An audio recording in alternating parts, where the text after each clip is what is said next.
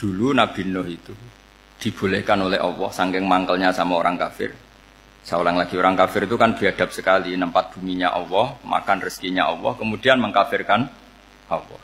Pikirannya Nabi Nuh, orang biadab gini nggak layak hidup, itu pikirannya Nabi Nuh. Kalau dia pakai militer, tidak punya militer, ya pakai langit akhirnya. Pakai kekuatan langit, beliau berdoa, Rabbi la tazar alal ardi minal kafirina dayyara. Innaka intazarhum yudillu ibadaka wala yalidu illa fajirong kafar. Ya Allah, mereka ini orang-orang kafir. Padahal pakai bumi engkau, pakai rezeki engkau. Matikan semua saja. Jangan sisakan satu pun. Karena kalau masih sisa, nanti anak turunnya ya gitu. Gennya gendo ya pasti melahirkan gendo.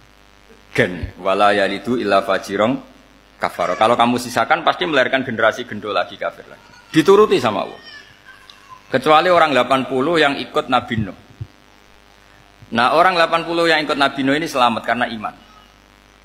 Maka generasi yang sekarang ini termasuk saya semua ini semuanya turunan orang iman. Maka kita ini punya dua status.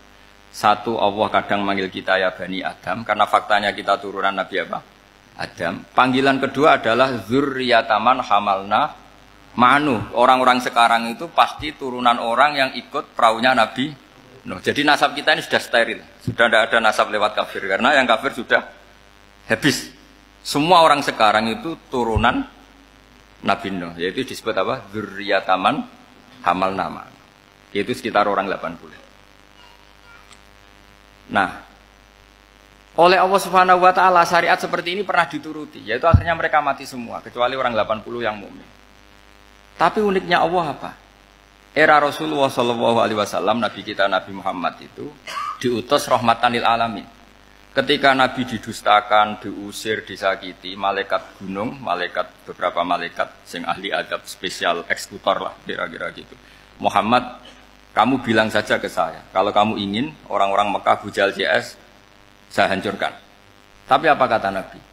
Saya berharap kalau mereka belum iman, anak cucunya iman. Karena bagaimanapun sperma ya atau calon bayi atau calon keturunan itu kan ada fi aslabir rijal atau fi zuhurir rijal.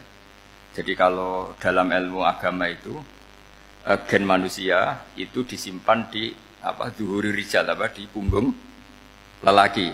Nanti dipindah ke arhamin nisa. Logikanya gini. Ini dengerin ya. Logikanya gini, misalnya Abu Jahal. Abu Jahal itu di situ ada orang namanya Ikrimah. Itu anaknya Abu Jahal. Itu orang mukmin. Akhirnya ya jadi orang alim.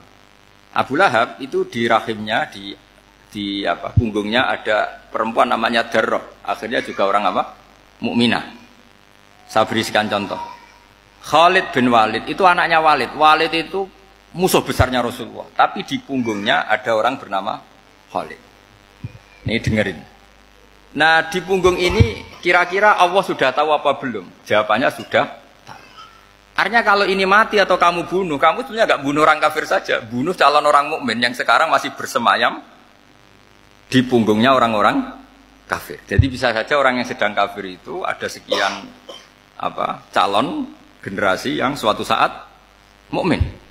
Itu syariat yang diajarkan ke Rasulullah Shallallahu Alaihi Wasallam. Karena kasofnya Nabi, kasof itu satu kondisi di mana seorang Nabi itu dipertontonkan sesuatu yang nggak kelihatan. Itu dalam bahasa Arab kasof atau mukasyafa. Nabi dipertontonkan ternyata banyak orang kafir yang di punggungnya itu ada calon generasi mukmin atau muslim. Akhirnya Nabi nggak berani. Jangan bunuh.